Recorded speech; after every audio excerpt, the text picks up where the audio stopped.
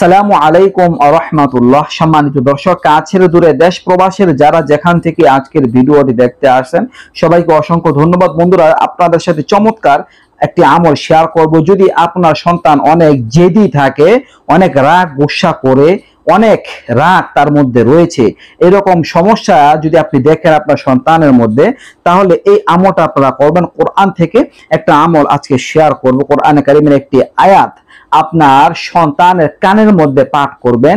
যদি এই আমলটা করতে পারেন, কয়েকদিন পর্যন্ত করবেন ইনশাআল্লাহ, তাহলে আপনার সন্তানের জেদ দূর হয়ে যাবে, আপনার সন্তানের রাগ গোসা দূর হয়ে যাবে, আপনার সন্তানের মনটা নরম হবে, কন্ট্রোলে আসবে ইনশাআল্লাহ।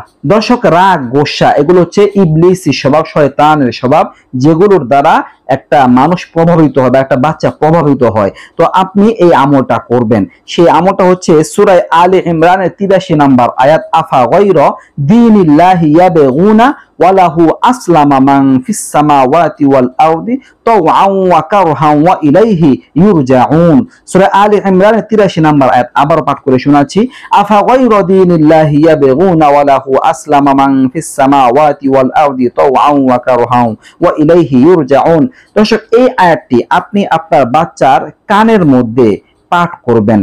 কানের মধ্যে এই আয়াতটি তেলাওয়াত করে আপনার বাচ্চাকে শোনাবেন। এই আমলটি 21 দিন পর্যন্ত করবেন, প্রতিদিন একবার করে, প্রতিদিন একবার করে 21 দিন পর্যন্ত ইনশাআল্লাহ। এই আমলটা যদি করতে পারেন, তাহলে আশা করা যায় আপনার সন্তানের জিদ রাগ গোসা দূর হয়ে যাবে, কন্ট্রোলে আসবে। আল্লাহ তাআলা তাকে ধৈর্য ধারণ করার একটা যোগ্যতা দান করবেন। দর্শক, এই ছিল আমলটি নিয়ে আলোচনা। আশা করি বুঝতে পারছেন।